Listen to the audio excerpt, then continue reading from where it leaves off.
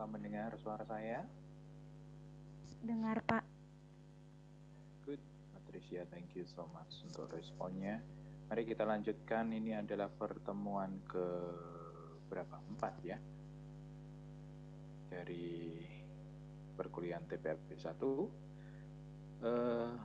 Saya akan masuk ke unit-unit pengolahan, tapi kemarin kita udah belajar tentang identifikasi daripada sumber kontaminan, bukan lagi sumber air limbah. Kalau sumber air limbah, saudara tahu di awal, di minggu 1, minggu 2, ketika kita berbicara background daripada air limbah itu apa, sumbernya dari mana, dan kemudian apa dampak ekologinya ketika dia dibuang ke lingkungan secara langsung atau tanpa pengolahan. Kemudian kita sudah bergerak maju mengenali karakteristik daripada air buangan, di mana bisa dibedakan menjadi 3, yaitu fisika, kimia, dan biologi. Kita juga sudah berbicara bersama tentang aspek regulasi, bahwa idealnya setiap pelaku usaha itu memiliki kesadaran lingkungan, sehingga ketika dia menjalankan atau bahkan ketika masih dalam proses perencanaan untuk kegiatan atau usaha yang akan dilakukannya, dia sudah mengantisipasi dengan cara meminimalkan dampak negatif dari produk samping, di mana salah satunya adalah air limbah yang mungkin dihasilkan dari kegiatan atau dari usahanya itu. Harusnya begitu. Cuman unfortunately, environmental awareness itu belum sepenuhnya semua orang memiliki. Dikatakan bahwa di negara-negara berkembang, khususnya orang-orang masih memiliki kesadaran lingkungan yang rendah. Oleh karena itu, maka pendekatan regulasi dikedepankan. Anyway, pendekatan regulasi juga ada di negara maju. Karena sebetulnya di mana-mana, baik negara maju atau negara berkembang, orang nakal juga ada pasti. Sehingga pendekatan regulasi juga ada di semua negara, maksud saya. Memang kesadaran lingkungan, ya kita tahu sendiri di negara berkembang itu masih lebih rendah prioritasnya. Nah, ketika kita berbicara regulasi, saudara juga menyadari, tahu, belajar bahwa ketika kita berbicara regulasi untuk air limbah, di sana ada batasan-batasan yang kita sebut sebagai baku mutu. Batasan-batasan itu menyinggung 2 hal, yaitu kuantitatif dan kualitatif. Kualitatif berhubungan dengan karakteristik daripada air buangan, air limbah yang dihasilkan oleh satu kegiatan atau usaha. Jadi kualitas itu disesuaikan dengan yang namanya jenis usaha atau kegiatan yang dikerjakan. Di sana pembuat regulasi menetapkan parameter-parameter yang berkorelasi dengan proses produksi, dengan kegiatan atau usaha itu. Ya, baik itu sekali lagi parameter yang mewakili karakteristik kimia, fisika, maupun biologi. Nah, batasan daripada kualitas itu juga dikuantitatifkan, jadi ada batasan maksimum, itu adalah angka-angka yang membatasi. Artinya di atas angka itu tidak diizinkanlah air buangan itu dibuang ke lingkungan. Atau kalau dia dibuang ke lingkungan, dia menyalahi aturan karena belum memenuhi baku mutu yang ditetapkan. Itu adalah kualitas. Ya.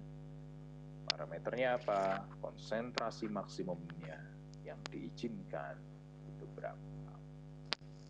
Nah, kemarin saudara belajar menelusuri sumber-sumber kontaminan daripada 5 atau 6 ya, jenis industri, 5 jenis industri. Jadi kalau di sana ditetapkan BOD, saudara belajar, berusaha, berlatih. Kok bisa parameter BOD itu ada untuk pabrik A, pabrik B, pabrik C? Dia berasal dari mana? Oh, dari bahan baku, dari bahan penunjang, dan sebagainya, dan sebagainya. Kemarin kita belajar itu. Terus kemudian secara kuantitatif artinya perusahaan, para pelaku usaha dan kegiatan juga tidak boleh sembarangan mengeluarkan jumlah air limbah yang dibuang. Ada batasannya. Batasan itu bisa dikorelasikan dengan tiap massa atau berat produk yang dihasilkan, atau ton bahan baku atau berat massa bahan baku yang diolah. Jadi, saudara tahu di dalam regulasi kita memiliki yang namanya batasan kualitas, batasan kuantitas. Nah, kita mau belajar tentang unit-unit pengolahan, tapi sebelumnya saya ingin melengkapi konsep pengolahan kita dengan latihan yang saya harapkan saudara sudah siapkan terkait dengan tipe daripada reaktor. Oleh karena itu, apakah ada di antara saudara yang sudah siap untuk sharing?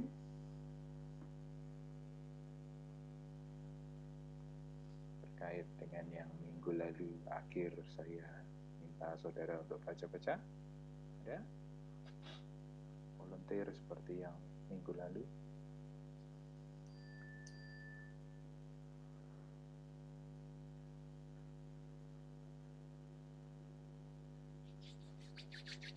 Halo Pak, dari kelompoknya Rosalia mau presentasi.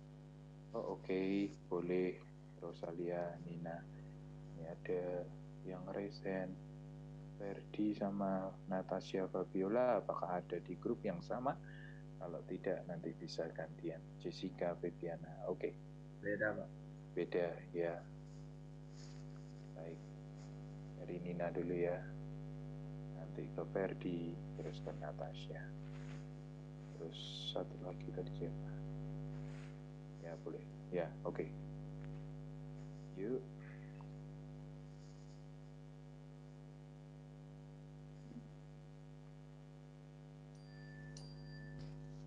Ya, selamat siang Pak Yunus dan teman-teman. Di sini kami dari membahas industri pengolahan ikan. Kelompok kami ada Devin, Michael Stefanus, Nina Ivana, dan Rosalia Haris. Oke.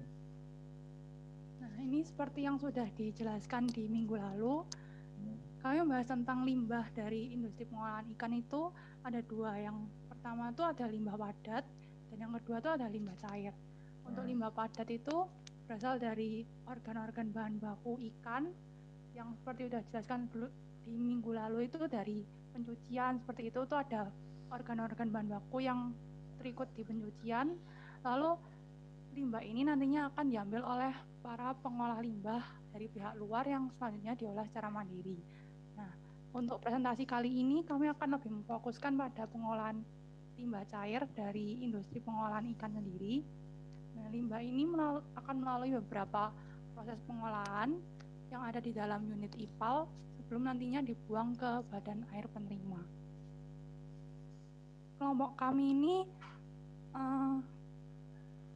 mendasarkan pengelolaan limbahnya dari jurnal yang studinya itu di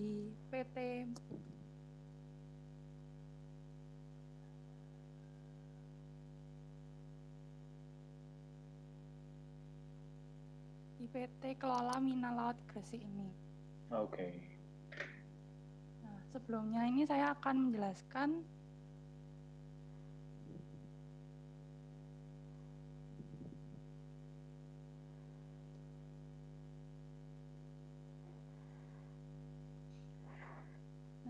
untuk pengelolaan limbah industri perikanan secara umum.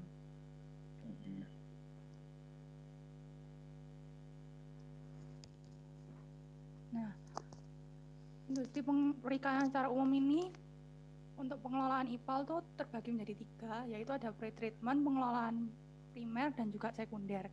Di pre-treatmentnya itu ada screening dan juga pemisahan minyak air. Lalu selanjutnya itu ada pengelolaan padatan. Lalu ini ada proses aerobik dan juga proses anaerobik. Lalu untuk yang kami bahas ini, seperti yang dari jurnalnya itu nanti ada instalasi pengelolaan air limbah itu dari unit batch collect terdiri dari unit batch collector, unit batch aerasi, unit batch sedimentasi, dan juga unit batch control. Lalu ini untuk secara umum, yang pertama itu di pre-treatment itu ada penghilangan padatan yang berukuran relatif besar. Di tahap ini tuh padatannya akan berkurang hingga 75%. Misalnya berdasarkan pada gravitasi yang menggunakan tangki pemisah miring. Lalu selanjutnya itu ada pengelolaan padatan menggunakan prinsip fisika dan kimia, yaitu menggunakan sedimentasi. Nah, di sini teknologi pengelolaan primernya ini bisa menurunkan kandungan TSS hingga 60%. Lalu selanjutnya, setelah yang kimia fisika tadi, lalu dilanjutkan oleh proses biologis, baik secara anaerobik maupun aerobik. Nah, di sini karena proses biologis, maka logam-logam berat itu harus sudah disingkirkan terlebih dahulu, karena kalau tidak nanti akan menjadi inhibitor dalam proses biologisnya. Sehingga biologis itu prosesnya selalu setelah pengelolaan primer yang menghilangkan kandungan fisika dan kimianya itu tadi. Selanjutnya, untuk pembahasan dari PT Klolamina Laut Gresik akan dilanjutkan oleh De. Ya, tahapan selanjutnya yaitu di kolam pengumpul. Tugasnya untuk mengumpul air buangan serta menstabilkan aliran limbah. Di sini di kolam pengumpul akan memfilter partikel kasar atau padat, kemudian dibersihkan secara manual dengan alat penyaring. Tahapan selanjutnya yaitu kolam aerasi. Di kolam aerasi ini kandungan bahan organik ini akan diturunkan secara aerobik sehingga menyuplai kebutuhan oksigen bagi bakteri. Supaya ini bertujuan untuk membantu bakteri dalam menguraikan bahan organik dalam air limbah. Lalu ada kolam pengendapan. Di kolam pengendapan ini akan menampung lumpur aktif dari kolam aerasi. Jadi pemisahan hasil olahan dan massa endapan yang besar serta CO2 itu pulang dalam bentuk gas. Endapan akan mengering dalam beberapa hari dan dibawa ke TPA. Terakhir, kolam kontrol. Kolam kontrol ini untuk menampung air limbah hasil olahan tadi sebelum akhirnya dibuang ke badan air penerima. Next. Nah, di sini ada dua tipe untuk proses wastewater treatment ini. Bisa batch, bisa continue. Untuk batch itu kemasukan reaktan dan pengeluaran hasil dilakukan dalam selang waktu tertentu atau tidak terus-menerus. Sedangkan untuk continuous itu terus-menerus. Next. Keunggulan dan kekurangannya dari sistem batch. Keunggulannya tidak perlu biaya untuk membeli peralatan pengendalian proses. Lalu hasil analisa terhadap produk bisa dipantau dengan mudah. Tidak ada pengaruh reaktan yang mengganggu dalam proses karena setelah produknya jadi, alat bisa langsung dibersihkan. Lalu pengendalian dilakukan secara manual sehingga lebih teliti. Kekurangannya itu perlu biaya tambahan untuk menggaji banyaknya karyawan. Selain itu proses yang dibutuhkan itu sangat lama untuk menjadikan suatu produk. Dan model proses ini hanya bisa dilakukan bagi industri yang mempunyai kapasitas produksi yang kecil. Next. Untuk continuous proses, kelebihannya biaya karyawan itu lebih kecil karena tidak perlu orang banyak untuk melakukan pembersihan alat dalam tempo singkat. Lalu pengendalian dilakukan secara otomatis, tidak seperti batch. Kondisi proses juga lebih konstan dan hasilnya lebih konstan juga, serta kapasitas produksi yang lebih besar. Kekurangannya, alat pengendalian yang dibutuhkan atau yang harus dibeli itu tidak murah. Lalu modal awal lebih besar daripada industri dengan proses batch, serta membutuhkan tenaga quality control. Demikian presentasi kami. Apakah ada pertanyaan? Baik, kita simpan dulu untuk diskusinya di akhir. Kita maju dulu untuk siapa tadi kelompoknya? Saya lupa. Ferdi. Iya, Ferdi, silakan.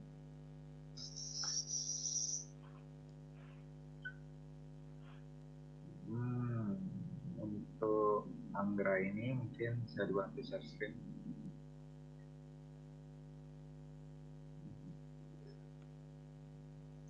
isi, apakah sudah terlihat? Bisa. Oke. Silakan mungkin.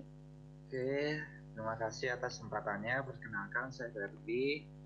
Teman-teman lain saya kelompok saya ada Yosia, ada lainnya, ada Kenny, ada Jenis, dan saya sendiri.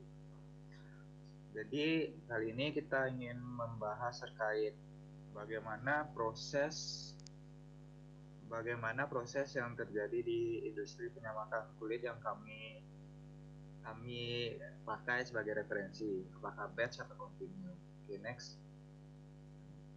Pertama-tama mungkin kita jelaskan dulu apa itu batch dan continue. Proses batch itu merupakan proses yang dilakukan tanpa secara batch atau tidak ada laju yang masuk atau keluar selama proses berlangsung. Dengan demikian variabel prosesnya itu akan bergantung pada waktu, seperti konsentrasi suhu itu kemungkinan akan selalu berubah terhadap waktu, dan prosesnya unsteady state. Kemudian kalau proses continue itu proses yang terjadi secara terus menerus, baik umpannya akan masuk secara terus menerus dan produknya akan dikeluarkan secara terus menerus per satuan waktu, dan kondisinya bisa steady state maupun bisa unsteady state. Jika steady state maka variabel prosesnya itu akan konstan terhadap waktu, artinya tidak akan terjadi perubahan secara makro di prosesnya. Oke, next. Untuk penyamakan sendiri ini, untuk proses batch terdapat kelebihan dan kekurangan. Untuk kelebihannya, hasil analisa terhadap suatu produk bisa dipantau dengan baik. Yang kedua, tidak perlu biaya lebih untuk membeli peralatan pengendalian proses. Selanjutnya, tidak ada pengaruh reaktan yang mengganggu dalam proses. Yang keempat, pengendalian dilakukan secara manual sehingga lebih teliti. Yang kelima, dapat digunakan ketika bahan tersedia pada waktu-waktu tertentu bila memiliki kandungan padatan tinggi atau bahan yang berserat dan sulit diproses. Yang selanjutnya lebih mudah mendesain prosesnya. Untuk kekurangannya sendiri, biaya proses keseluruhan relatif lebih tinggi, konsumsi energi lebih tinggi, kualitas produk yang dihasilkan dapat berbeda-beda, proses untuk waktunya sendiri lama, dan model proses ini hanya bisa dilakukan bagi industri dengan kapasitas yang kecil. Next.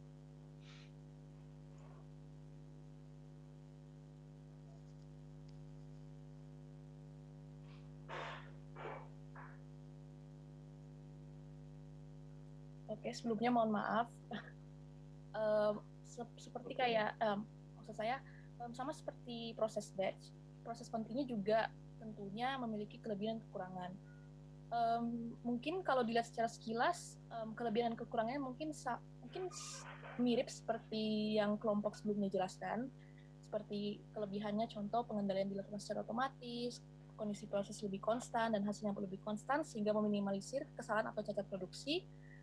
Kapasitas produksi lebih besar, biaya proses keseluruhan relatif lebih rendah, dan hemat waktu. Namun, proses ini juga memiliki kekurangan, seperti membutuhkan alat pengendalian yang beberapa tidak murah, terus modal awal lebih besar bila dibandingkan dengan proses batch, dan tentunya membutuhkan tenaga quality control. Lalu, jika mengalami perubahan produk, maka akan sangat sukar untuk melakukan pergantian mesin. Dan terakhir, apabila salah satu tahap mengalami kemacetan, maka tentunya akan memberikan efek terhadap tahap-tahap yang lain sehingga proses akan tertunda. Ya, selanjutnya adalah penerapan dalam industri.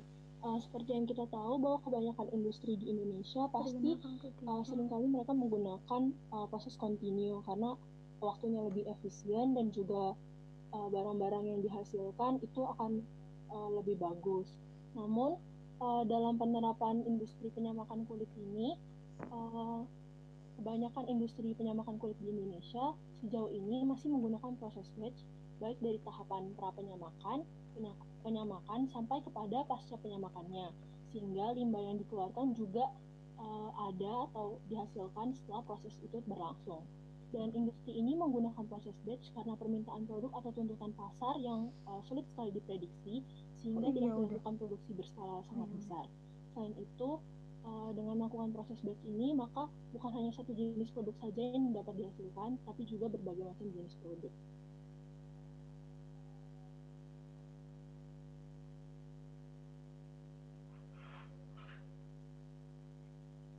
Jadi dari beberapa jurnal yang kami temukan, diantaranya kami menemukan bahwa air limbah yang di industri penyamakan kulit ini menggunakan sequential batch reactor untuk mengolah air limbah yang mereka hasilkan.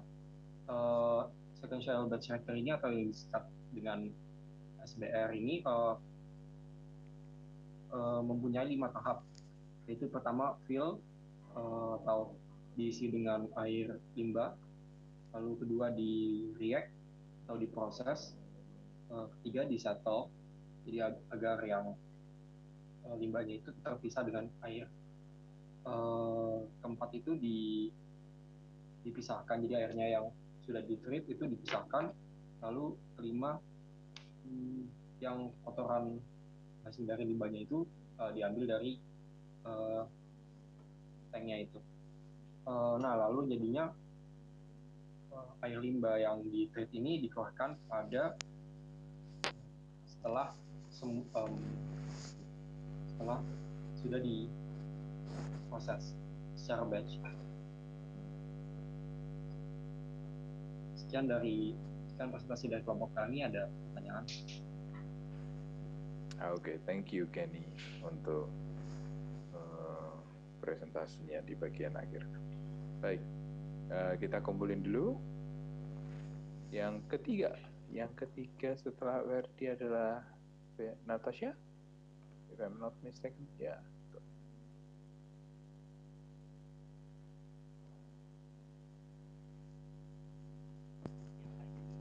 Ya.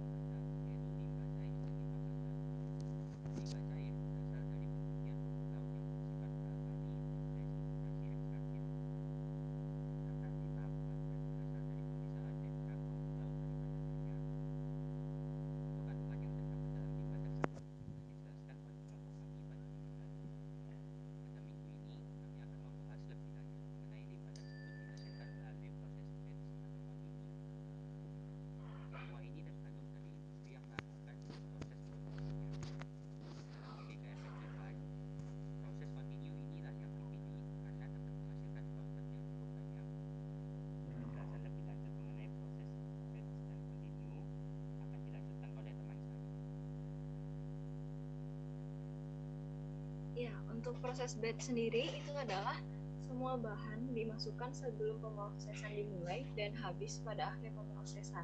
Jadi pada umumnya batch adalah proses yang menghasilkan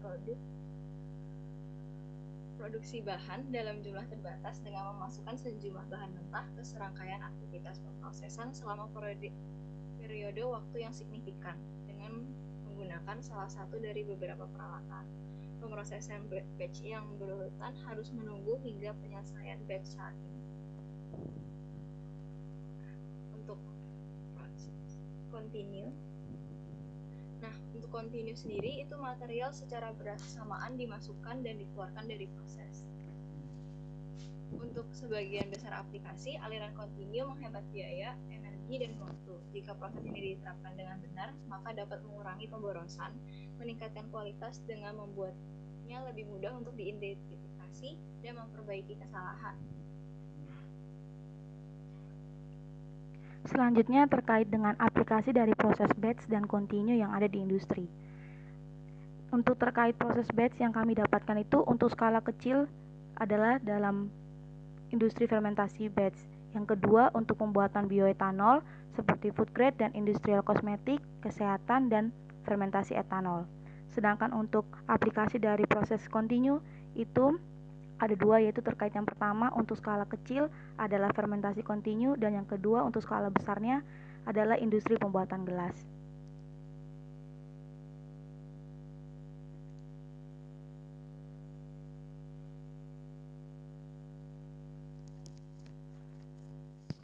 Nah, untuk suatu proses di industri kimia itu pasti mempunyai suatu kelebihan dan kekurangan.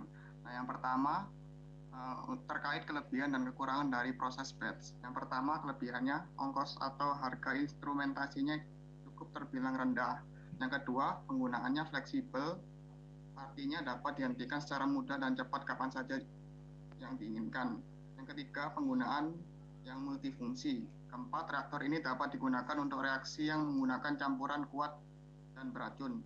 Yang kelima, proses ini mudah dibersihkan. Yang keenam, dapat menangani reaksi dalam fase gas, cair, dan cair padat.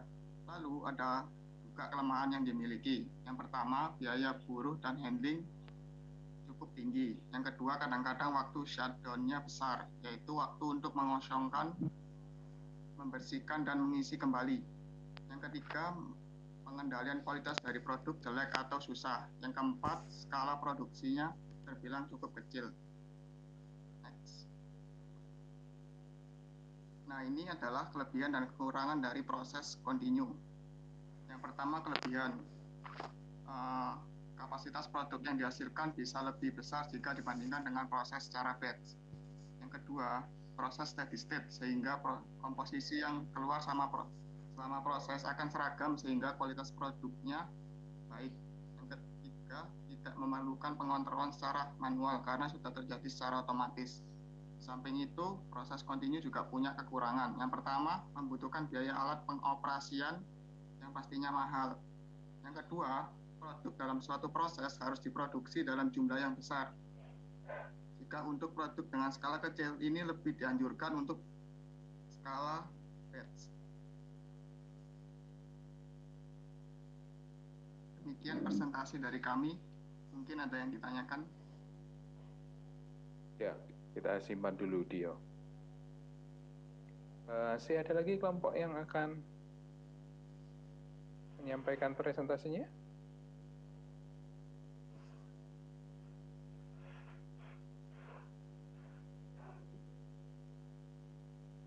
Sudah ya? Oke. Baik. Saudara, beberapa presentasinya melampaui ekspektasi saya, dalam arti sudah sampai ke beberapa istilah-istilah yang nanti kita akan bahas ketika kita akan berbicara tentang unit treatment. Namun, fokus utama yang saya ingin kita diskusikan pada hari ini adalah terkait dengan batch dan continue proses. Jadi, semua kelompok sudah menyampaikan itu tentang batch dan continuous, termasuk kelebihan dan kelemahannya. Batch reaktor, batch proses, continuous proses adalah dua tipe proses besar, gitu, dalam tanda kutip besar itu pembagian yang ekstrim kanan, ekstrim kiri, saya ingin menyebutnya demikian, untuk pelaksanaan suatu proses di industri. Nah, karena kita berbicara tentang air limbah, maka yang saya maksud adalah spesifik ke arah pengolahan air limbah. Jadi, pengolahan air limbah itu bisa dilakukan dengan menggunakan dasar proses batch, juga bisa dilakukan dengan menggunakan proses continue. Nah, apa itu proses batch? Apa itu proses continue? Dari penelusuran literatur yang saudara sudah lakukan, saudara menemukannya, yaitu bahwa ketika kita berbicara batch, itu adalah satu kondisi di mana yang namanya reaktan dikumpulkan, dimasukkan pada satu waktu tertentu, terus kemudian dijalankan prosesnya, terus kemudian selesai.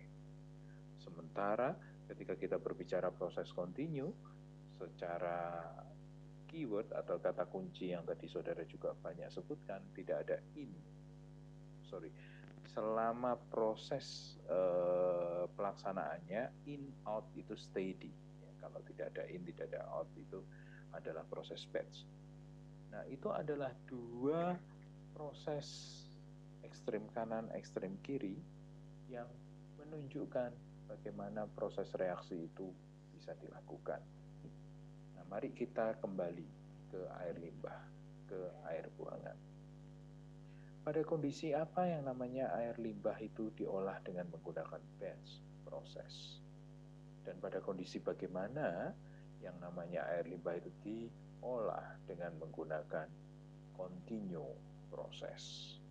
Tentu ada pertimbangannya, tentu ada dasarnya, sehingga kita memilih A atau memilih B.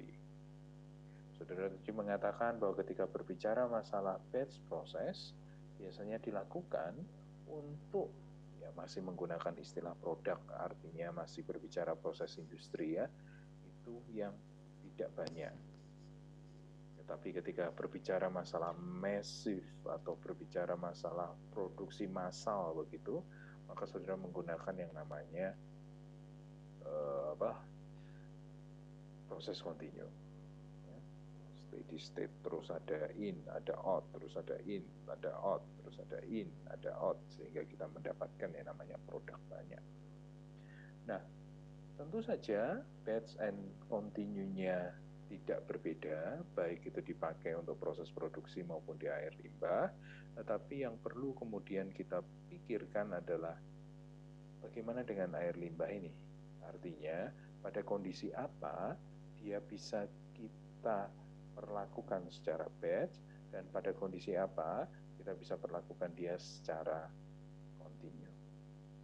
Kalau merefer atau mengacu pada presentasi dari saudara tadi, kira-kira hal-hal apa yang harus diperhatikan terkait air limbah spesifik sebelum kita memutuskan batch atau continue? Apa yang harus diperhatikan?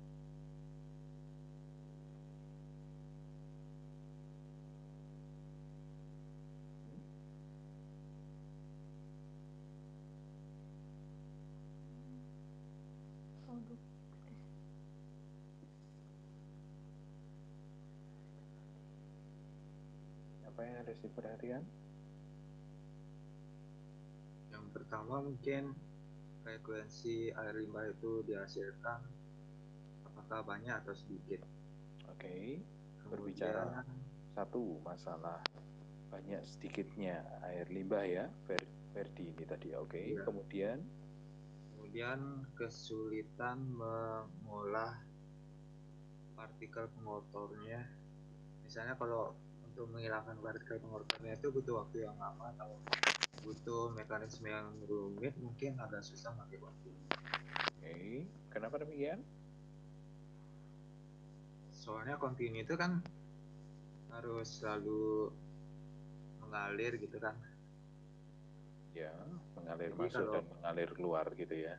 Ya, kalau untuk menghilangkan polutannya itu butuh waktu lama, mungkin jadi panjang aliran baru bisa dihilangkan. Oke, ya.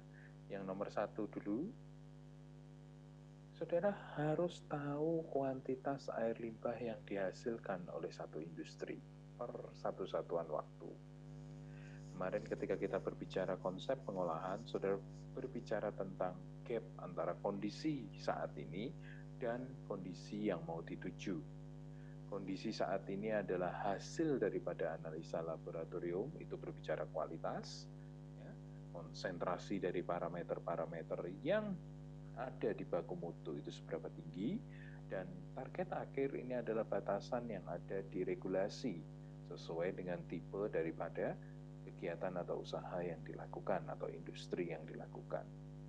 Gap-nya itu berbicara masalah kompleksitas atau estimasi kompleksitas daripada pengolahan yang nantinya akan kita lakukan.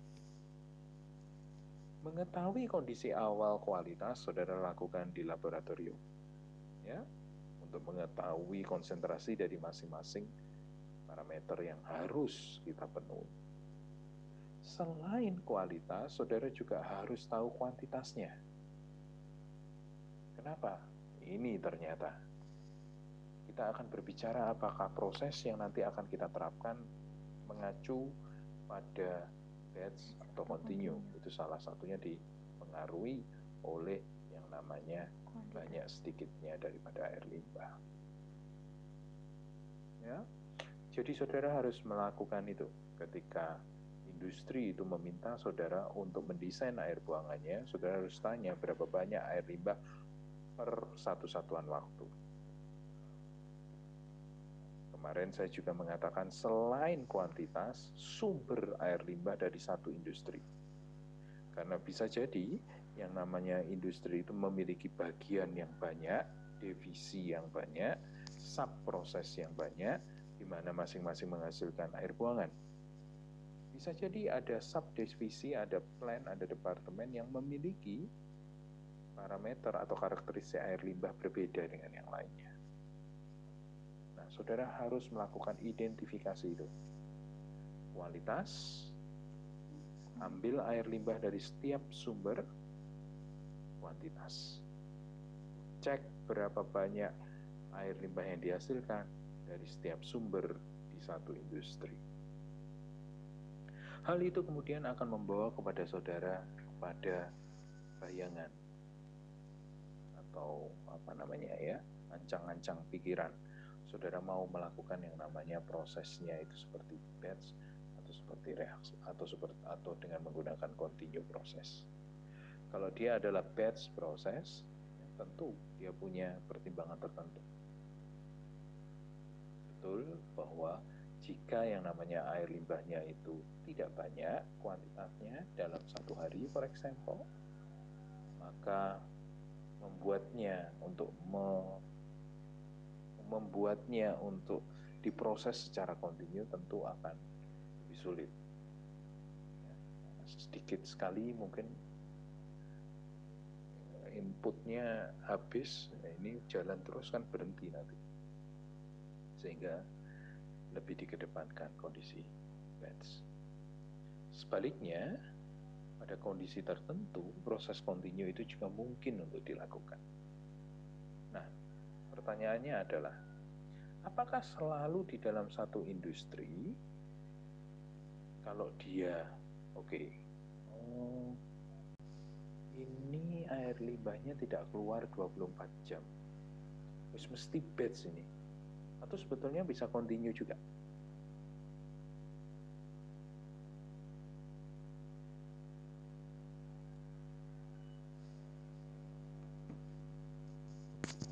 Menurut saudara gimana?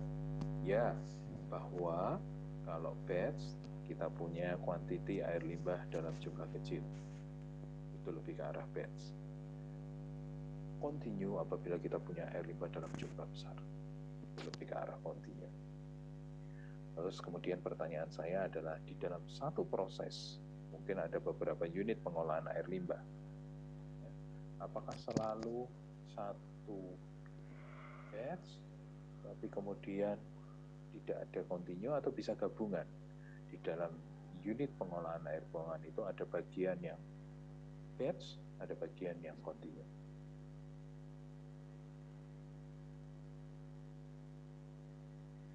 Menurut saudara gimana? Bisa campuran kombinasi keduanya, atau ya sudah pasti kalau continue semuanya, kalau batch ya semua unitnya batch gitu.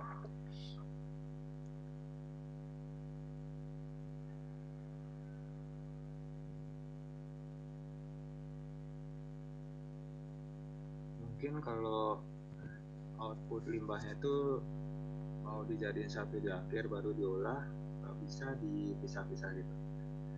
Kecuali kalau mau dibuat beberapa pembuangan air limbah, mungkin bisa divariasikan antara batch sama continue sesuai alat prosesnya.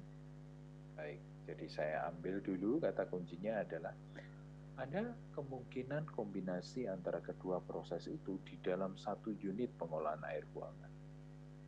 Nanti kita ke sana, oke? Nah, saudara sekalian, mengetahui yang namanya batch dan continue itu penting. Saudara sudah belajar di mata kuliah lain, saya tidak akan mengulangi secara detail, tapi saya akan lebih banyak ke arah aplikasinya untuk air limbah. Baik, jadi ketika saudara hendak mengolah air buangan, pastikan saudara mengetahui kondisi terkini saat ini, sebelum diolah maksud saya, di dalam pabrik itu. Apa aspek regulasi yang berlaku pada pabrik itu? Ambil sampelnya, kemudian saudara lakukan yang namanya analisa laboratorium untuk mengetahui seberapa tinggi, seberapa buruk tiap parameter yang dia harus penuhi. Kemudian saudara bandingkan dengan baku mutu yang ditetapkan, seberapa jauh dia. Yang kedua, berbicara kuantitas. Ketahuilah jumlah air limbah di industri itu per satu satuan waktu. Kemudian lebih rinci lagi, cek apakah di dalam industri itu ada satu atau lebih sumber air limbah yang ada. Jika ada lebih dari satu sumber air limbah, cek apakah prosesnya sama. Apakah proses produksinya sama? Apakah kegiatannya sama? Jika tidak, pastikan saudara memahami apa karakter daripada air buangan di tiap-tiap sumber itu tadi. Ya, pastikan. Bagaimana caranya mengetahui? Saudara sudah latihan menelusuri bahan bakunya, memahami prosesnya, sehingga saudara bisa melakukan judgement, penilaian, kira-kira air buangan yang dihasilkan itu mengandung apa. Ya, itu adalah step awal ketika kita mau mengembangkan unit pengolahan air buangan. Saudara harus melakukan itu. Baik. Nah, saya akan hari ini menyampaikan sebentar satu unit treatment yang biasa ada di depan.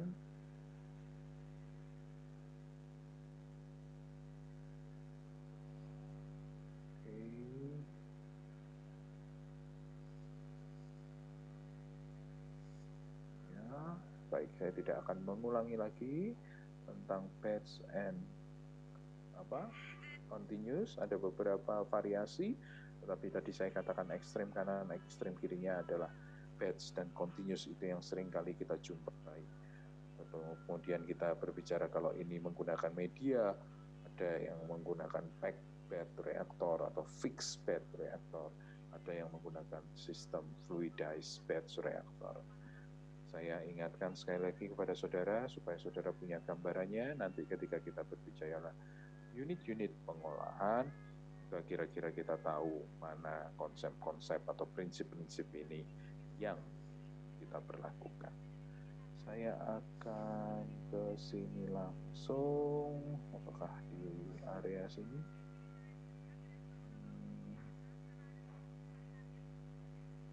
Tidak, sorry.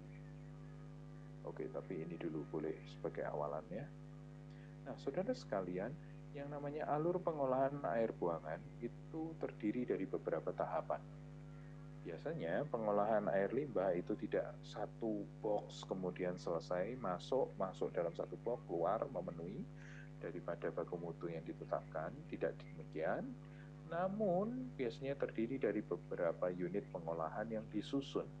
Artinya, tahap pertama melalui unit ini, kemudian keluaran dari unit ini masuk ke unit berikutnya, berikutnya, sampai keluaran akhir. Nah, apa saja unit-unit pengolahan yang dipekerjakan di dalam alur pengolahan itu? Nah, disitulah variasinya. Tidak selalu sama, baik secara urutan maupun tipe daripada pengolahannya. Tergantung apa? Lagi-lagi tergantung daripada karakteristik air buangan yang mau diolah. Nah, ini adalah gambaran umum saja, tidak secara pasti seperti ini. Ya. Apabila kita punya air buangan, maka kemudian ada beberapa tahapan pengolahan yang diberlakukan. Ada bar rack atau ada bar screen, di mana ini biasanya saya elaborasi lebih detail di sistem utilitas. Tetapi di sini tidak ada salahnya juga untuk saudara tahu fungsinya adalah filter, menyaring. Menyaring apa? Menyaring daripada pengotor-pengotor yang ada di dalam air limbah kita, pengotor-pengotor padat. Kemudian ada grid tank sama settling tank ini memiliki konsep yang sama, yaitu satu proses separasi. Apa yang diseparasi? Yang diseparasi adalah kontaminannya. Nah, separasi itu bisa dilakukan dengan menggunakan konsep berat jenis. Apabila yang namanya pengotor itu memiliki berat yang lebih besar daripada fase liquidnya, maka dia akan mengendap. Apabila dia memiliki massa yang lebih ringan daripada fase liquidnya, dia akan naik ke atas. Tadi kalau nggak salah kelompok pertama sudah menyebut istilah DAF atau Dissolved Air Flotation. Itu biasanya untuk membantu pelaksanaan pemisahan kontaminan yang ringan beratnya. Kemudian ada aeration tank. Tadi beberapa kelompok juga sudah menyebutkan ada aerob, anaerob, nanti kita akan belajar di sana. Terus kemudian dilanjutkan lagi dengan namanya clarifier. Clarifier, settling tank, dan grid tank ini memiliki kemiripan, yaitu untuk proses eliminasi kontaminan yang memiliki massa yang berat. Kemudian dari sana hasilnya bisa dikeluarkan, bisa jadi ada di bagian akhir proses disinfeksi dengan menggunakan UV atau klorin sebelum kemudian dia dibuang ke badan air penerima. Nah, saudara sekalian, ketika kita berbicara air buangan, yang harus kita mengerti adalah bahwa pengolahan air buangan itu sebetulnya tidak menghilangkan kontaminan, tetapi mengkonversinya ke media atau ke bentuk lain yang lebih acceptable by environment, ya, yang lebih bisa diterima oleh lingkungan. Nah, kalau kita mau tidak mencemari lingkungan gimana? Ya jangan menghasilkan pengotor, ya. Nah, itu yang dipelajari di pencegahan polusi. Apakah mungkin kita melakukan yang namanya eliminasi kontaminan atau setidaknya reduksi kontaminan. Tapi kalau kita sudah ada di tataran treatment atau pengolahan, kita sedang tidak menghilangkan kontaminan, tapi sekali lagi mengkonversinya ke model atau ke bentuk, ke wujud lain yang lebih bisa diterima oleh lingkungan. Dalam hal ini kalau saudara lihat, di dalam proses pengolahan itu ada yang namanya lumpur. Lumpur ini kemudian diolah, ya, dan hasil olahan lumpur ini bisa dipakai untuk pupuk, bisa kemudian dipakai untuk urukan, tergantung daripada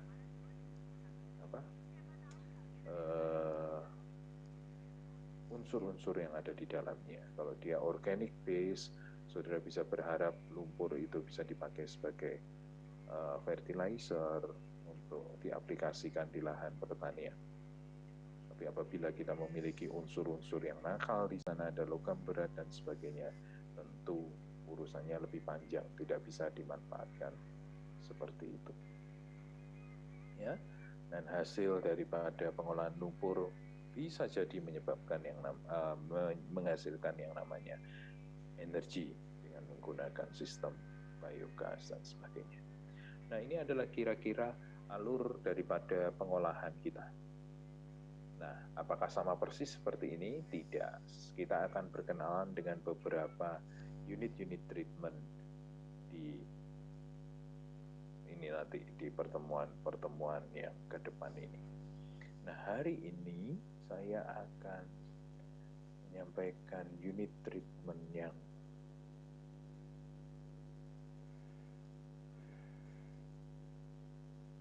biasanya ada di awal. Sebentar.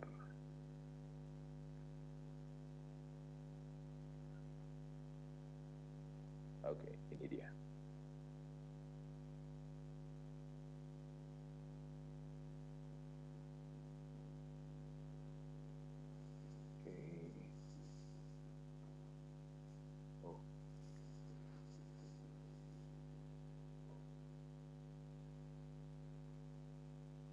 Adalah kok ini salah.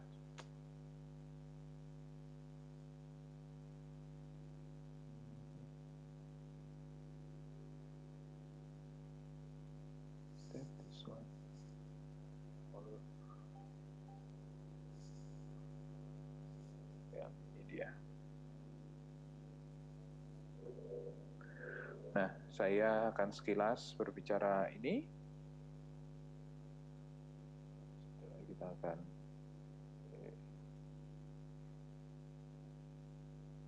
ya.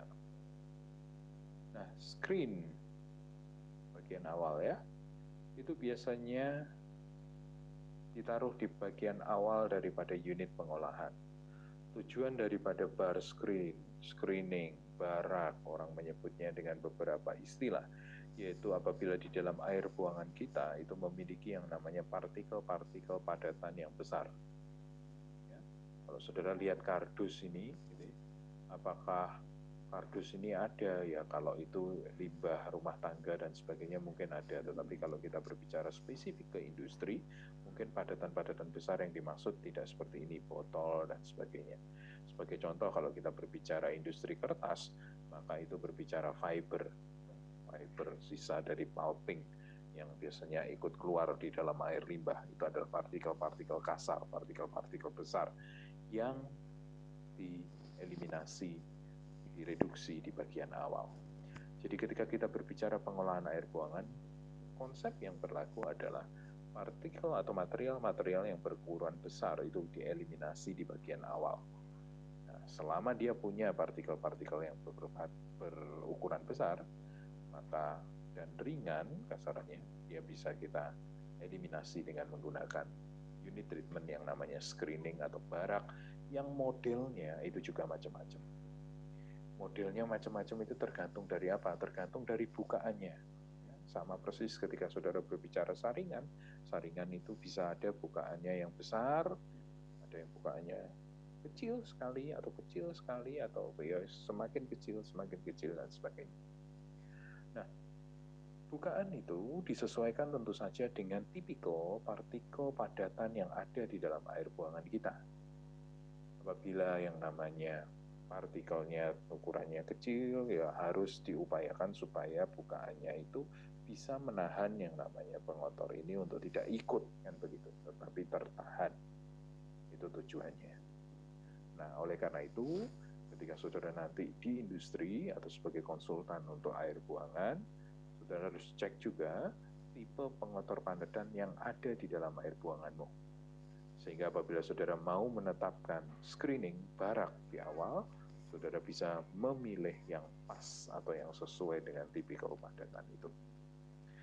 Nah ini saya nggak akan ngomong yang namanya saringan atau bar screen itu bisa berada dalam kondisi statis, tapi bisa juga berada dalam kondisi dinamis.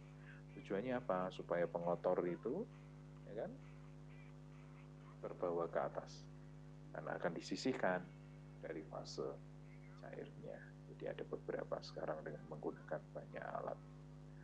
Terus kemudian dari tipe pembersihannya. Kenapa? Karena dari waktu ke waktu ada semakin banyak pengotor di bar screen atau di barak itu toh, sehingga harus dibersihkan. Nah, proses pembersihannya bisa dengan menggunakan mechanical. Ada alat garpu atau yang bergerak untuk mengambil pengotor di bagian bawahnya. Ini adalah gambar yang lain.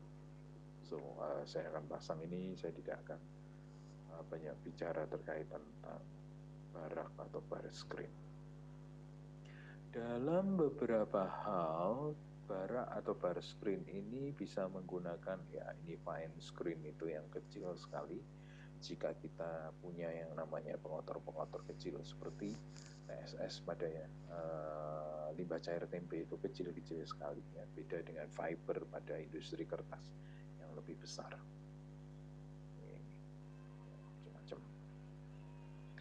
Nah, pada kondisi tertentu, orang juga ini jarang saya temui, tetapi mungkin untuk dipasang ada yang disebut dengan commutator, commutator. Ini tujuannya adalah untuk menggrinding atau mencacah yang namanya pengotor-pengotor padatan itu ketika dia dilalukan ke sana. Setelah dicacah, baru kemudian diendapkan atau disaring. Tujuannya apa? Tujuannya untuk pengambilan pengotor itu di satu tempat. Tidak yang gede-gede di sini, terus yang kecil-kecil di sini, diambil satu-satu di dua tempat.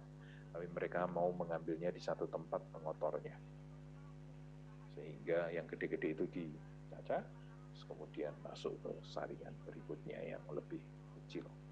Tidak memasang satu saringan besar, satu saringan kecil, tapi satu sekaligus. Oke, this one is about head loss. Saya akan skip ini untuk diskusi yang lain. Saya akan langsung saja ke ya, ini grinder yang tadi baru saya omongkan. Nah, langsung saja ke sini. Unit pengolahan pertama yang biasanya ada di awal setelah bar screen atau barak ya, sorry. Ini screen-nya masih yang screening. Oke.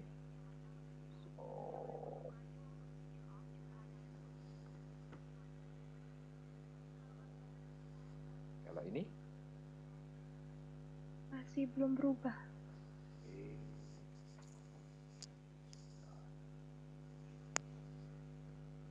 Oh, sorry, ada yang cek. Oke.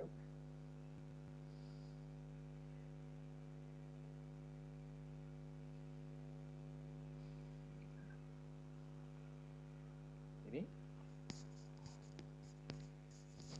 Sudah? Sudah. Oke. Saya nggak mainkan itunya ya. Saya langsung ini aja. Supaya nggak lama-lama. Nah, setelah screening atau bar screen di bagian awal, biasanya untuk mengeliminasi partikel-partikel pengotor berukuran besar, maka ada yang disebut dengan flow equalisasi. Tadi di awal, saya berbicara tentang sumber air limbah di dalam satu industri. Ada beberapa. Ya, mungkin seperti itu. Atau di dalam proses industri yang namanya pengeluaran air limbah itu terjadi di fase-fase tertentu. Ya, mungkin keluarnya pada jam 6 sampai jam 9 pagi, sama jam 4 sampai jam 7 sore. Di mana yang jam 6 sampai jam 9 pagi dan yang jam 4 sampai jam 7 sore itu mungkin memiliki yang namanya tingkat kekuatan atau tingkat konsentrasi pencemar yang berbeda. Nah, saudara sekalian, ketika kita memiliki kondisi seperti itu, punya beberapa sumber air buangan di dalam satu industri, atau keluarnya air buangan tidak kontinu, tapi pada waktu-waktu tertentu, maka kita perlu yang namanya, saya juga sering menyebutnya, bak pengumpul awal. Beberapa literatur mengatakan bak homogenisasi, bak ekualisasi. Nah, dari istilah-istilahnya saudara bisa menduga homogenisasi, ekualisasi, ya, itu berbicara penyeragaman. Nah, kenapa perlu diseragamkan? Itu tadi, karena kita punya sumber air limbah yang berbeda. Kedua, periode air limbah yang keluar itu juga beberapa, di mana mungkin yang pagi dan yang sore berbeda kekuatannya, berbeda konsentrasi pengotornya. Kita perlu untuk menyeragamkan, menghomogenisasi, mengekualisasi keseluruhan air buangan itu untuk menghindari problem operasional. Kenapa? Karena bisa jadi yang namanya kualitas yang berbeda-beda itu akan berpengaruh terhadap proses di belakang, atau ini saya sebut proses di hilir. Sebagai contoh, pH pagi 4, pH sore 5. Kita mau netralkan pH-nya ke 6,5. 4 ke 6,5 dan 5 ke 6,5 akan berbeda. Apabila saudara aplikasikan continue proses, saudara biasanya sudah melakukan setting berapa banyak yang namanya larutan basah yang harus ditambahkan. Waktunya berapa. Nah, ketika yang namanya pH awalnya ada fluktuasi, ada perbedaan, itu akan menyebabkan gangguan di proses. Sehingga kita perlu melakukan yang namanya ekualisasi. Proses ekualisasi memiliki beberapa manfaat. Dia sangat bermanfaat khususnya bagi pengolahan biologi. kita akan berbicara itu. Ya. Pengolahan biologi akan sangat kacau apabila yang namanya konsentrasi pengotor yang kita umpankan ke mikroorganisme itu berfluktuasi. Sama seperti saudara, kalau saudara makan 3 kali sehari, tapi kemudian kondisinya berfluktuasi, 5 kali sehari, 1 kali sehari, 10 kali sehari, itu kemudian menjadi masalah bagi sistem organ pencernaan kita. Nah, ekualisasi bertujuan untuk itu, menghindari apa yang disebut sebagai shock loading, ya. Karena sudah diseragamkan, artinya fluktuasinya diperkecil.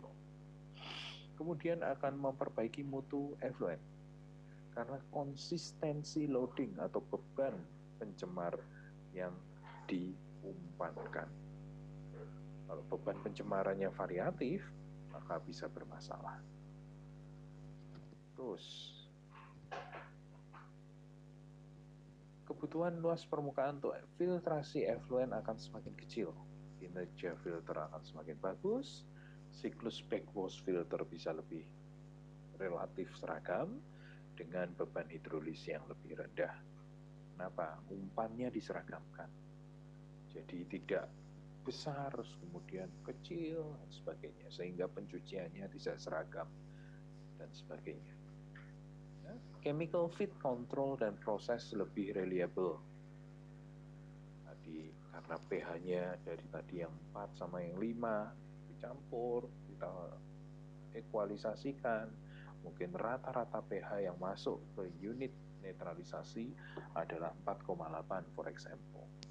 Sehingga chemical yang ditambahkan itu tidak sehari ini banyak, besok sedikit, hari ini sedikit, besok banyak, dan sebagainya. Tapi ada range yang lebih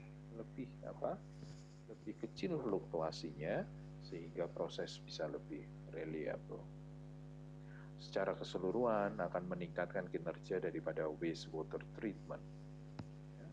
Pada kondisi di mana wastewater treatment itu sudah overload, maka pakai ekualisasi ini membantu untuk dia masih bisa berkinerja dengan baik.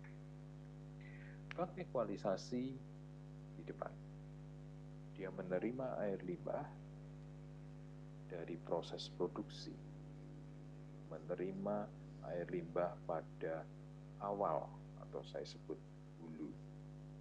Di sana yang namanya air limbah dihomogenkan, diekualisasikan supaya yang masuk ke unit-unit berikutnya secara kualitas, secara kuantitas itu lebih seragam. Karena dengan kondisi yang lebih seragam itu, maka unit-unit pengolahan di alur selanjutnya itu akan lebih reliable. Tidak dalam tanda kutip kesana kemari, tetapi lebih presisi proses pengolahannya. Ya. Nah, hal-hal yang harus diperhatikan di dalam desain untuk bak ekualisasi adalah satu, lokasi daripada bak ekualisasi itu. Artinya, kalau dia adalah unit awal yang menerima air limbah dari proses produksi, maka seharusnya lokasinya juga lebih dekat ke arah pintu masuk atau ke arah di mana pipa pengeluaran air buangan dari industri itu dikeluarkan. Terus kemudian inland atau offline, apakah semua aliran masuk ke bak ekualisasi atau ada aliran yang tidak masuk ke sana? Nah, ini penting. Tadi saya katakan tadi kalau nggak salah di grup pertama juga menyinggung itu.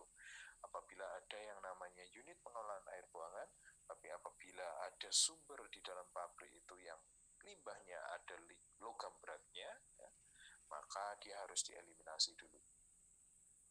Nah, biasanya kondisi inilah yang disebut inline atau offline.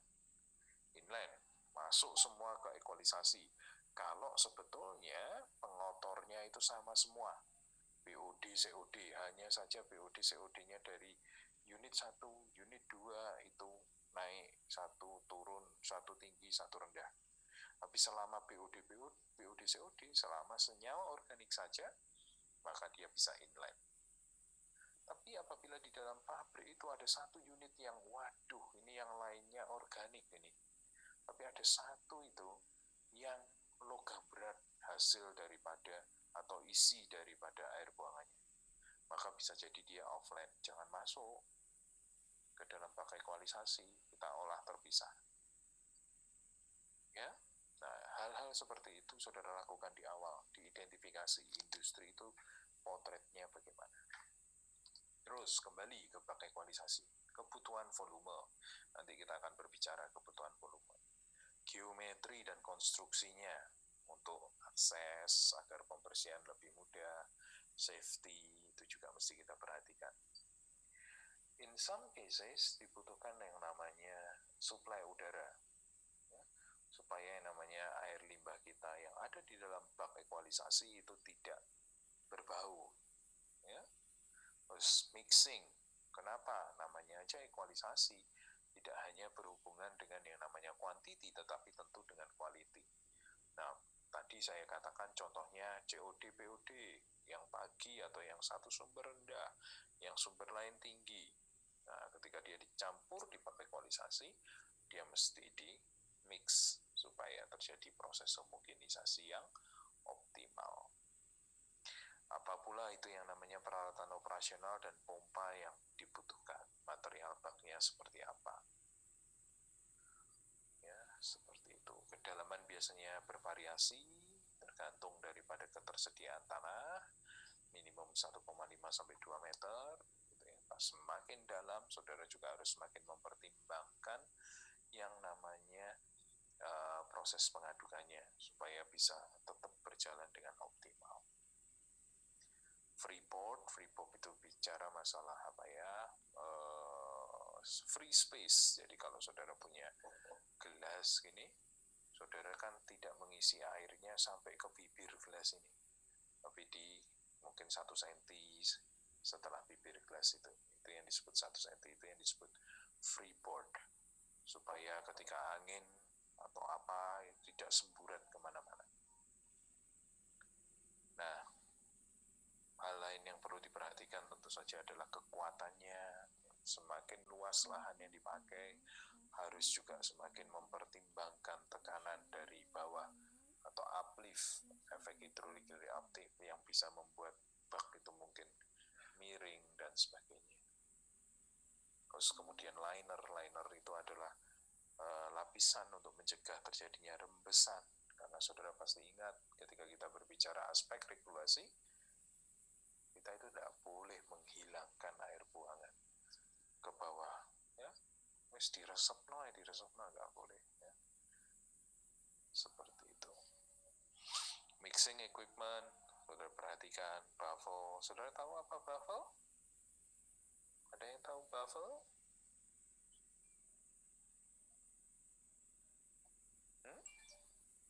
Apa itu baffle?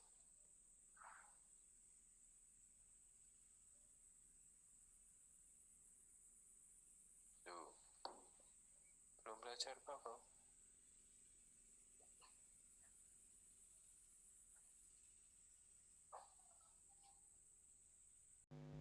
Michael Stefanus, apa itu baffle?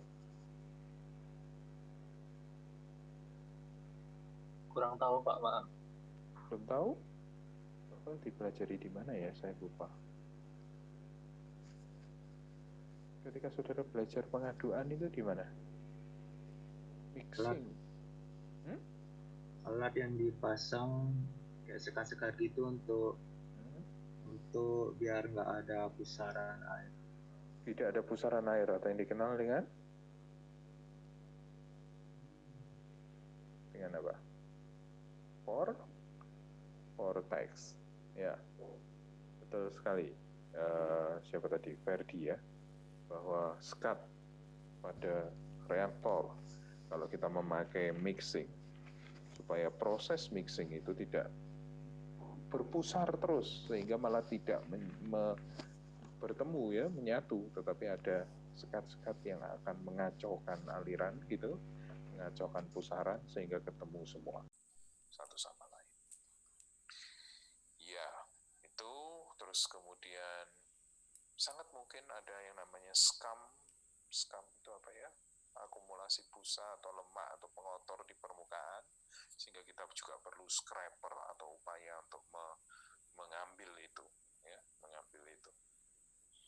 Odor control facility, ya, apabila yang namanya air limbah kita berbau, itu juga kita harus memperhatikan fasilitas untuk pengendalian bau. Pompa tentu saja. Nah, ini adalah contoh equalization tank, ada yang besar begini ya, modelnya trapesium seperti itu, ada yang modelnya kotak seperti ini dan dalam. Tapi yang pasti adalah proses pengaduannya juga harus diperhatikan agar homogenisasinya sempurna. Ini mungkin akan saya jelaskan tahap awal, berikutnya mungkin perlu waktu lebih panjang, tapi it's okay. Sampai sini dulu tentang fungsi daripada bak ekualisasi. Ada yang mau ditanyakan atau didiskusikan? Bak ekualisasi, bak homogenisasi, bak pengumpul awal.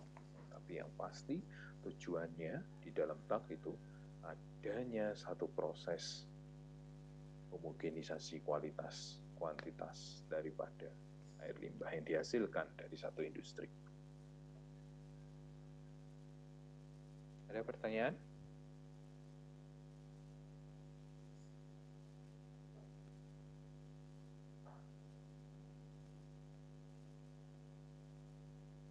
Tidak ada?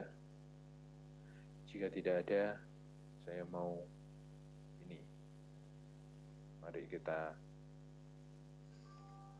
belajar atau coba cek ini contoh daripada bagaimana kita mendesain bak ekualisasi. Nah, oke. Saudara udah tahu fungsi daripada bak ekualisasi. Contoh soal ini adalah contoh soal yang memberikan kepada kita bayangan bagaimana kita mendesain bak ekualisasi itu. Desain dalam hal ini adalah mencoba mengestimasi volume atau dimensi ya, daripada volume utamanya dimensi menyesuaikan begitu ya, volume daripada bak ekualisasi yang dibutuhkan untuk satu kondisi di dalam satu perusahaan. Nah, contoh ini kondisinya adalah seperti ini. Perusahaan itu mengeluarkan yang namanya air limbah per jam dalam satu hari proses industri.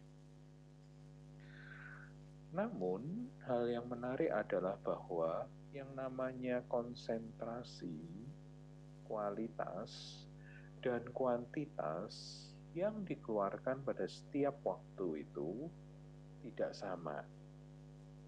Jadi, ini adalah hasil monitoring dan measurement, tabel ini, pemantauan dan pengukuran yang menunjukkan hal itu. Contoh, ada waktu-waktu di mana yang namanya air limbah itu keluar dengan kuantitas sebanyak ini, 0,275 meter kubik per detik. Tapi ada waktu-waktu di mana dia hanya 0,12 meter kubik per detik second S ya. Ada 0,43 meter kubik per detik. Jadi fluktuasi untuk setiap waktunya.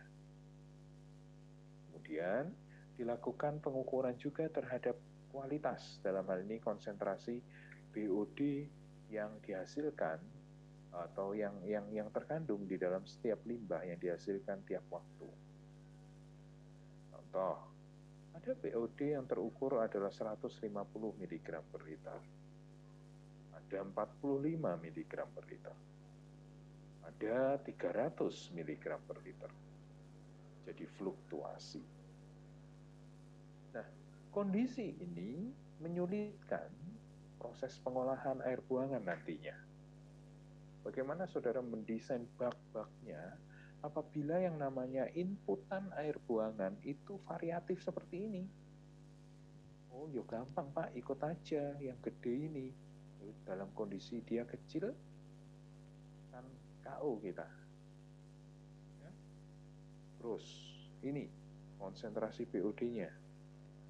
Nah, kalau kita punya konsentrasi BOD yang sangat fluktuatif, variatif seperti ini, kan bermasalah juga.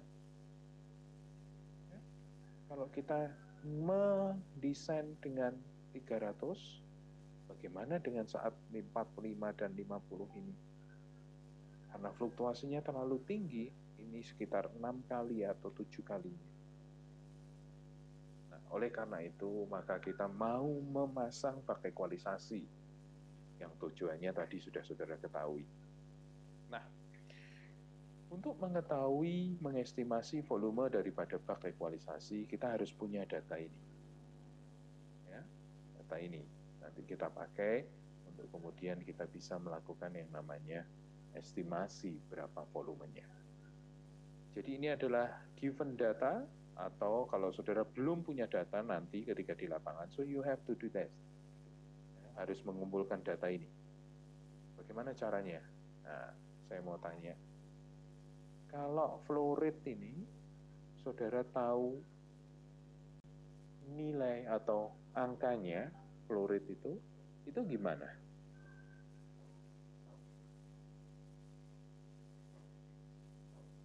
Bagaimana cara mengukur flow rate? Ya, itu kasarannya begitu. Itu gimana?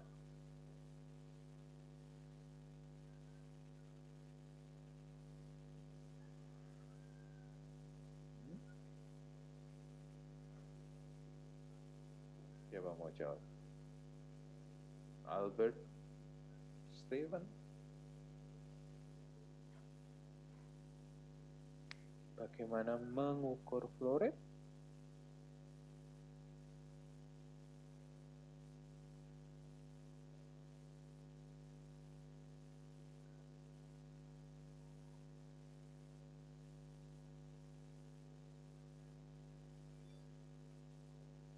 Shirley?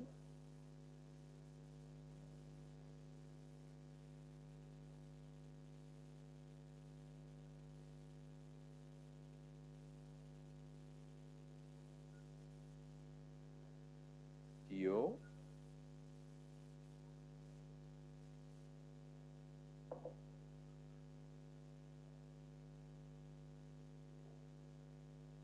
Mungkin pakai flow meter, Pak. Oke, flow meter. Tetapi masalahnya jarang sekali flow meter dipasang di saluran pembuangan dari unit produksi. Ngerti maksud saya? Jadi pembuangan, katakanlah ini selang atau pipa, keluar dari area industri, ya sudah ngerojok aja gitu. Jarang biasanya dipasang flow meter. Kalau tidak ada flow meter gimana? Pakai neraca massa, Pak. Neraca massa yang dimaksud? Kayak kan ketika kita masukin input itu, kita pertimbangkan mau berapa banyak yang masuk inputnya. Kemudian di prosesnya itu berapa banyak produk dan berapa banyak residunya. It's too complicated. Gimana cara sederhana untuk mengetahui jumlah atau angka inilah di lapangan? Kita jelas-jelas tahu, oh oke, di pabrik itu ada loh, oh itu saluran pembuangannya kelihatan tuh di ujung sana gitu ya. Tapi lu nggak dipasang flow meter. Terus kemudian kita tanya ke operatornya, mungkin bisa. Operatornya jawabnya, ya rata-rata 1 kubik per hari Pak. Tapi apa yang bisa saudara lakukan untuk meningkatkan presisi atau reliability daripada angka flow rate itu? Mungkin coba ditampung dulu selama beberapa waktu baru dihitung itu volumenya berapa. Ditampung selama beberapa waktu, kemudian dihitung volumenya berapa. Gitu ya, Ferdi? Maybe, but that's true. Tapi itu hal yang bisa kita lakukan. Ya, itu yang bisa kita lakukan. Kondisi kalau sudah ada flow meter, itu wis sip sudah. Kita bisa melakukan tracing dengan lebih mudah. Tapi ketika kondisi tidak ada flow meter, maka kita harus melakukan sesuatu. Hal yang paling mudah yang bisa kita lakukan dengan melakukan seperti yang tadi Ferdi sampaikan. Ada saluran pembuangannya, kita punya yang namanya beaker glass, yang punya yang namanya wadah, kita tampung untuk satu satuan waktu, 10 detik, atau 1 menit, atau 30 detik, whatever, kemudian kita cek yang namanya volumenya. Sehingga kita kira-kira tahu berapa. Ya? Good. Nah, itulah yang dilakukan, yang bisa kita lakukan di lapangan. Dan hasilnya adalah seperti ini. Ketika yang namanya flow rates itu tiap jam dengan rata-rata keluaran ternyata di tiap jamnya nggak sama. Ini dulu kita pernah, saya dan kakak kelas saudara tahun lama sih, 2000 berapa ya, 2006 atau 2000 berapa. Ada industri besar, mereka nggak tahu jumlah air limbahnya berapa, presisinya, mereka punya beberapa sumber air limbah. Kemudian saya mengajak kakak kelas saudara untuk kita ke sana, mengamati, mengukur berapa banyak air limbah yang dikeluarkan. Yang kita lakukan seperti apa? Seperti yang tadi Ferdi katakan, cuman tidak sehari, tidak sekali. Kita amati beberapa kali supaya kita dapat datanya toh yang lebih reliable. Oh, jadi average-nya berapa dan sebagainya. Ya. Nah, ini adalah flow rates yang bisa didapatkan dengan cara itu. Kalau konsentrasi BOD kok tahu 150, 60, 220, 180, ini gimana caranya?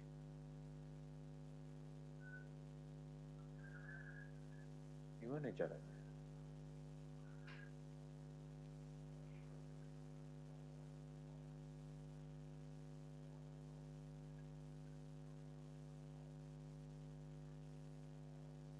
Dites lagi nggak sih, Pak? Dites di laboratorium. Ya. Jadi pertanyaan saya sederhana, jangan mikirnya kesulitan ya. Gimana? Ya dites BOD-nya Pak, dibawa ke laboratorium. Betul, ya seperti itu. Jadi mereka sampling tiap jamnya, sampel tiap jam itu kemudian mereka analisa BOD-nya.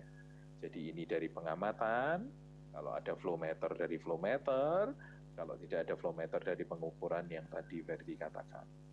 Ini ya tiap sampel yang terkumpul di tiap jam ini kemudian dibawa ke laboratorium dan dianalisa kandungan BOD-nya. Gitu ya. Nanti kalau saudara di lapangan tidak punya, saya nggak nol putul, nggak punya data. Ini kan given data ya. Nol putul nggak punya data. Terus gimana? Ya koleklah data. Caranya gimana? Ya itu tadi yang kita diskusikan. Oke? Nah, kolom 1 itu adalah jam. Jam ini maksudnya adalah periode waktu untuk pengukuran flow rates dan kualitas pada jam itu. Jam 1, 2, jam 2, 3 gitu ya. Ini midday, kemudian ini night, seperti itu. Nah, kolom yang kolom yang keempat dan kelima, ini adalah data yang kita olah. Data yang kita olah. Kolom yang keempat adalah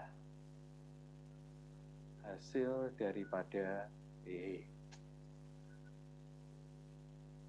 kira-kira kolom yang keempat ini, saya tanya aja deh, biar seru. Itu angkanya didapat dari mana?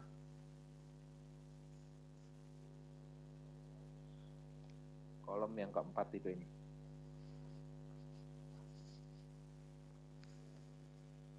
Judulnya adalah Cumulative Volume of Flow at End of Time Period.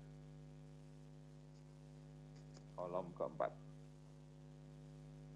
Dari mana?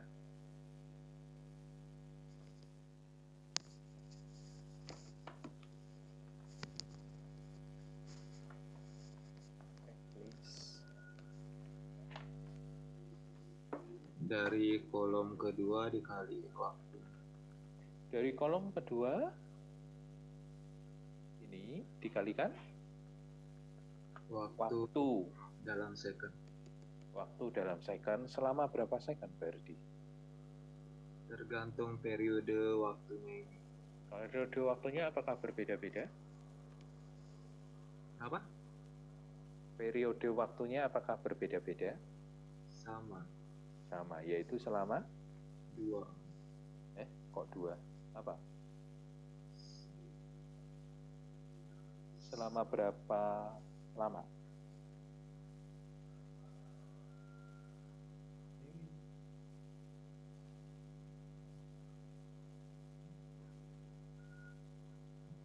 Maksud saya adalah, Ferdi kan sudah menjawab. Ini adalah kolom kedua.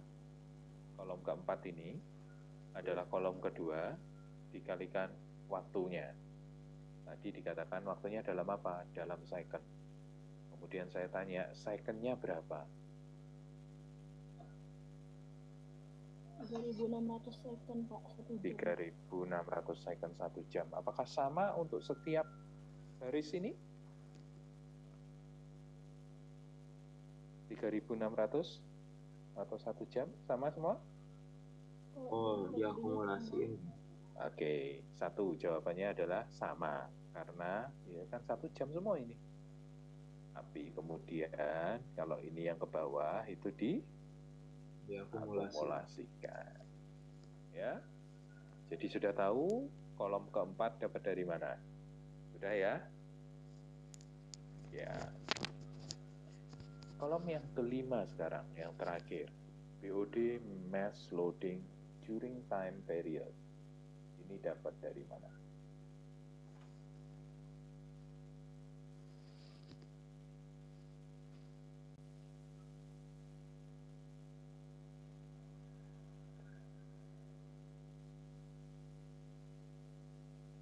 Dapat dari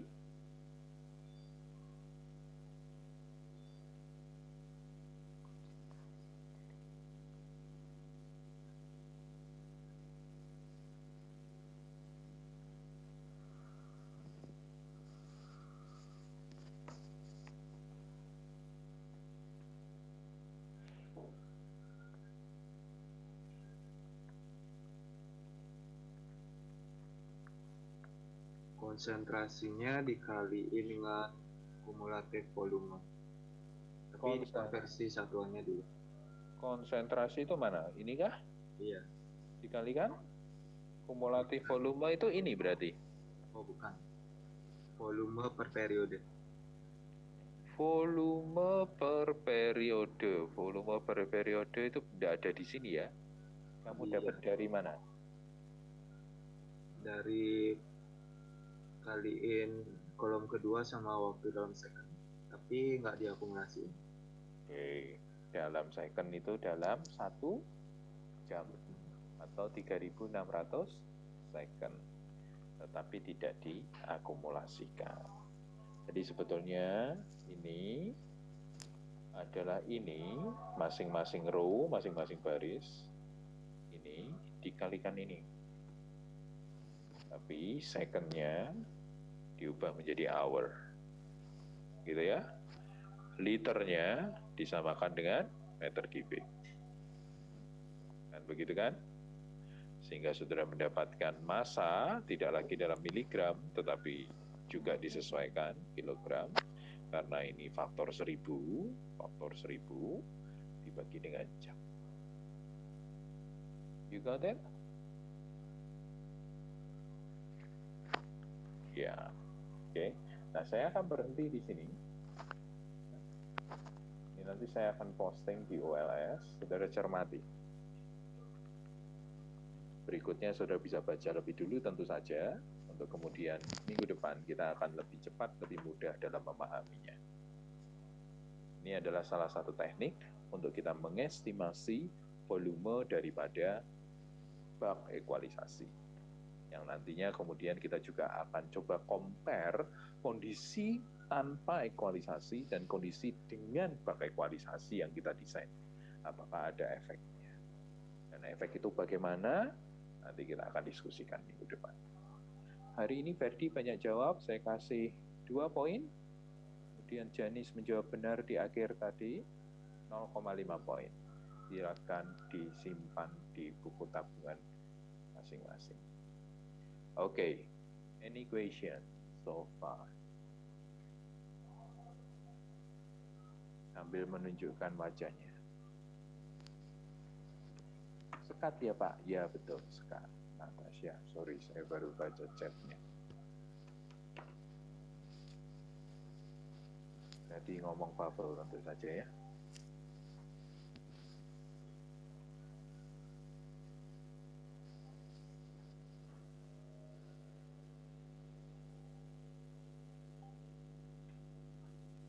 Yuk. Yang lain 2-3 more yang belum kelihatan.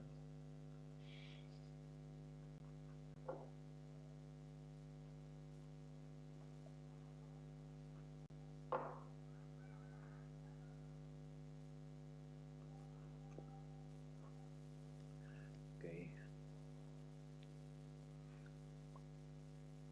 Ervan di mana?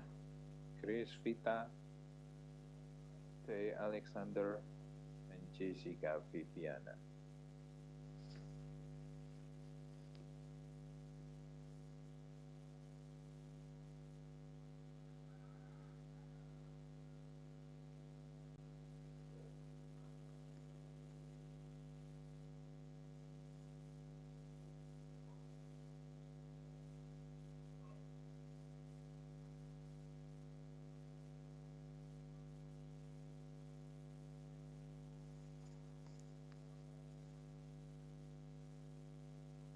Oke, sebentar ya.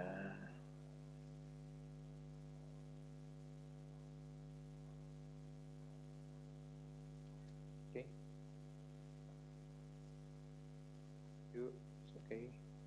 Baik, kalau tidak ada kita akhiri pertemuan kita minggu ini. So please remember kita ada di bab ekualisasi. Tujuannya apa? Nanti kita akan maju selangkah demi selangkah. See you next week everyone. Terima kasih, Terima kasih, Pak. Pak. Yuk. Terima kasih, Pak. Terima kasih, Pak. Pak.